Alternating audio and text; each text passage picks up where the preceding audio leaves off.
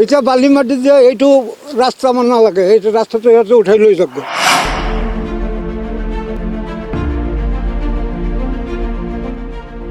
মায়ঙৰ হাতীমূৰীয়া মুৰকাটা সংযোগী গড়কাপ্তানি পথৰ নিৰ্মাণ কাৰ্য অতি নিম্নমানৰ হোৱা বুলি স্থানীয় ৰাইজে অভিযোগ উত্থাপন কৰিছে। আৰু পুলটো যে বনাইছে, এইটো বনোৱাৰ সময়তো কৈছোঁ যে ৰড দি ভালকৈ বস্তুটো গাঁঠি দিব লাগে, কিন্তু একোৱে দিয়া নাই।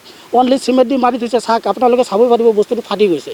ফাটি মানে অকণমান যেতিয়া পানীৰ হেঁচা পৰিব তেতিয়াতো এনেই উঠুৱাই লৈ যাব পানীত। ইয়াত পানীৰ সোঁতটো বহুত বেছি হয়। উক্ত পথছোৱাত নিৰ্মীয়মান দলংখনো সম্পূৰ্ণ নৌ হওঁতেই ফাট মেলা দেখা গৈছে।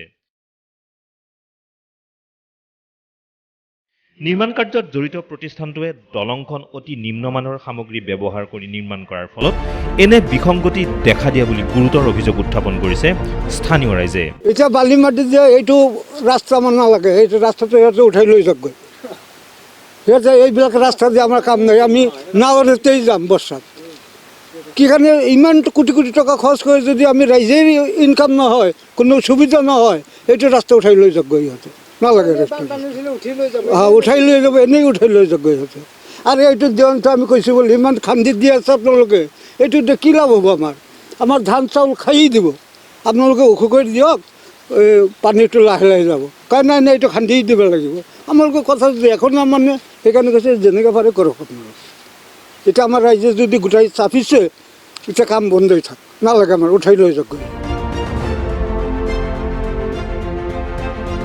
এই সন্দৰ্ভত গাঁওবাসীয়ে নিৰ্মাণ কাৰ্যৰ লগত জড়িত প্ৰতিষ্ঠানটোক অৱগত কৰিছিল যদিও তেওঁলোকে গুৰুত্ব প্ৰদান নকৰি ৰাইজক ভয় ভাবুকি দিয়াহে পৰিলক্ষিত হৈছে।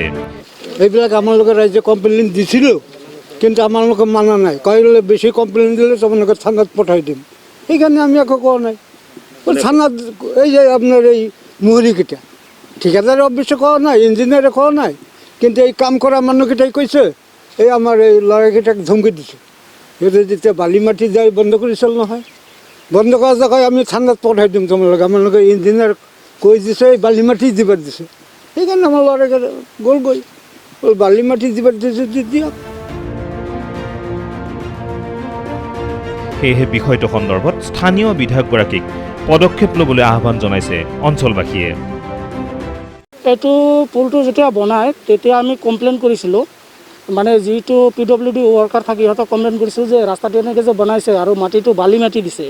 বালি মাটি কাৰণ যোৱাবাৰ চাওক, ইমান 48 লাখ টকাৰ এটা চেংচন আছিল, ইমান ওখকৈ বনাইছিল বালি মাটি দিয়াৰ কাৰণে, তথাপি ৰাস্তাটো ভাঙি গৈছিল। আমি কমপ্লেইন কৰাৰ পিছতো এতিয়া মানে ইহঁতে যেতিয়া আমি কমপ্লেইন কৰিছোঁ, তেতিয়া আমাক কয় যে ইয়াত যোনে কমপ্লেইন কৰিব তাৰ নামত আমি কেছ কৰিম। হেৰি বুলি কৈছে, আপোনাৰ ঠিকাদাৰ আৰু ইঞ্জিনিয়াৰে কৈছে যে যোনে ইয়াত কমপ্লেইন কৰিব তাৰ নামত কেছ কৰা হ'ব। এতিয়া সেইকাৰণে আমাৰ ৰাইজে এতিয়া ভাবিছে যে কেছ নকৰাকৈ এইবিলাকত নোযোৱাকৈ অকণমান ছ'চিয়েল মিডিয়াৰ যোগেদি বস্তুটো কৰাটোৱে ভাল।